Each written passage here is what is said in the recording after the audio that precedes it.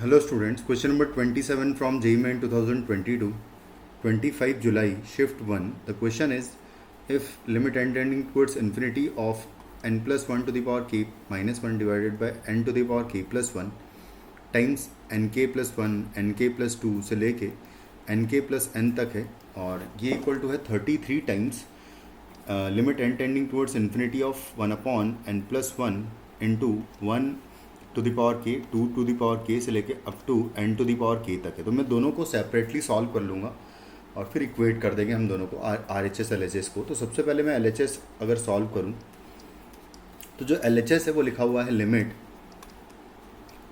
n tending towards infinity और n plus 1 to the power k minus 1 है और divided by है n to the power k plus 1 है और n tending towards infinity limit है। मैं पहले तो इन सबको सम कर देता हूँ कि ये क्या है। तो टोटल n टर्म्स लिखी हुई है यहाँ पर 1 2 करके।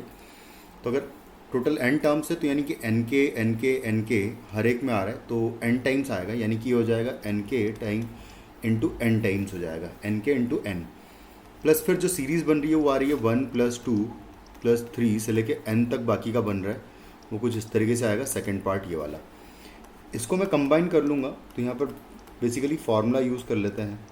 तो ये तो खैर n plus 1 to the power k minus 1 divided by n to the power k plus 1 तो एज इट इज़ आ जाएगा मल्टीप्लाइड बाय यहाँ पर हो जाएगा n स्क्वायर टाइम्स k हो जाएगा। एंड इसको अगर ऐड कर दूंगा तो ये फर्स्ट n नेचुरल नंबर से जिनका सम जो है हो जाएगा n into n plus 1 and divided by आ जाएगा 2, कुछ इस तरीके से आ जाएगा। अब अगर n tending towards infinity limit है तो मैं मैक्सिमम पावर जो है न्यूमरेटर से एंड डिनोमिनेटर से कॉमन ले लूँगा और उसको कैंसिल आउट करेंगे। तो यहाँ पर आएगा क्या, लिमिट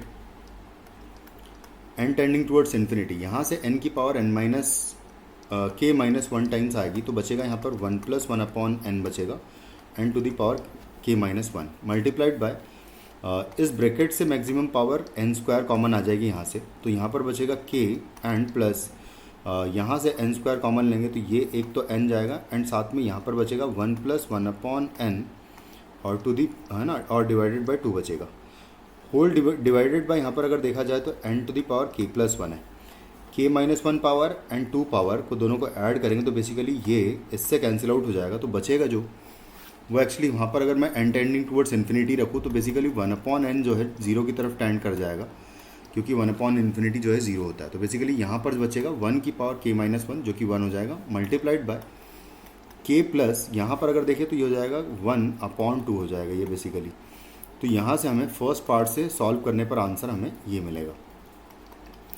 सेकंड पार्ट को जब मैं सॉल्व करूँगा तो आर एच एस को, तो आर एच एस जो गिवन है वो एक बार लिख लेते हैं। तो लिखा हुआ है 33 times limit n tending towards infinity and ये लिखा हुआ है 1 upon n to the power है k plus 1 times 1 to the power k plus 2 to the power k plus 3 to the power k से लेके n to the power k तक लिखा हुआ ही है।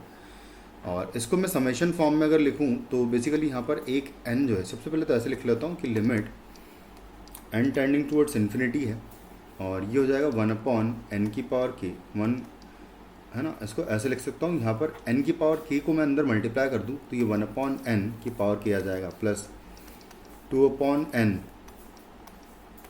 की पावर k आ जाएगा से लेके ऐसा n अपॉन n लास्ट में की पावर हो जाएगा k, और इन सब से यहाँ पर मल्टीप्लाइड बाय एक बार 1 अपॉन n भी होगा। तो इसको हम डेफिनेट इंटीग्रल में कन्वर्ट कर सकते हैं। 33 तो खैर रहेगा ही रहेगा।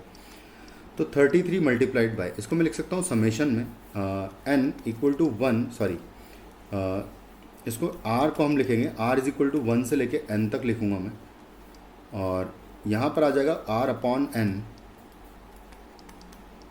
टू दी पावर k लिखा हुआ है ये, और इनटू है 1 अपॉन n, कुछ इस तरीके से लिखा हुआ है। अब इसको डेफिनेट इंटीग्रल में कन्वर्ट कर दूंगा समेशन को, तो ये हो जाएगा इंटीग्रेशन 0 से लेके 1 हो जाएगा, और r अपॉन n को मैं x से रिप्लेस कर दूंगा तो ये x की पावर k आ जाएगा एंड इंटू 1 अपॉन n को dx से रिप्लेस कर देंगे। तो ये हो जाएगा क्या, 33 इंटू एक्स की पावर k का इंटीग्रेशन विल बी x की power k plus 1 divided by आ जाएगा k प्लस 1, जिसमें हम लोग लिमिट्स पुट कर देंगे 0 से लेके 1। तो फाइनली 1 पुट करूँगा तो ये हो जाएगा 33 इंटू 1/k+1 आ जाएगा और माइनस आएगा, जब ज़ीरो पुट करेंगे तो बेसिकली ज़ीरो ही आ जाएगा, तो बस यही बचेगा। यानी कि फाइनली आपका यहाँ से आंसर आ रहा है 33/k+1। और दोनों चीज़ें इक्वल दे रखी है, तो इसको मैं इक्वल कर दूंगा इसके, क्योंकि इसको सॉल्व करके हम है ना RHS LHS इक्वल करेंगे। तो LHS इक्वल टू कर देंगे RHS, तो basically k+1/2 is LHS and equal to कर दूंगा मैं इसको 33/k+1 के, विच इज़ दी RHS। तो यहाँ से अगर सॉल्व करेंगे तो आ जाएगा ये 2k+1 एंड इंटू आ जाएगा k+1, और जो LCM यहाँ पर 2 आएगा उसको सामने अगर मल्टीप्लाई कर दे तो ये 66 हो जाएगा।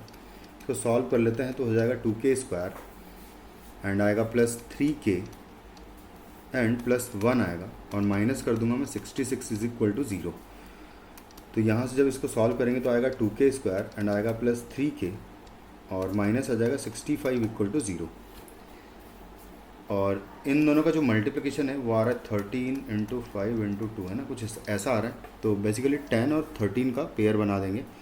तो जो 2k² है उसको मैं लिखूँगा 13k - 10k इस क्वाड्रेटिक को सॉल्व करने के लिए, एंड माइनस है 65 इक्वल टू 0। यहाँ से अब हम k कॉमन लेंगे तो बचेगा 2k + 13, एंड यहाँ से मैं -5 कॉमन ले लूँगा तो बचेगा 2k + 13 is equal to 0।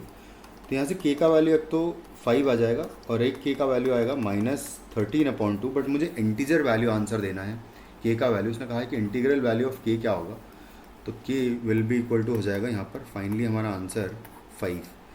So the answer of this question is 5। Thank you.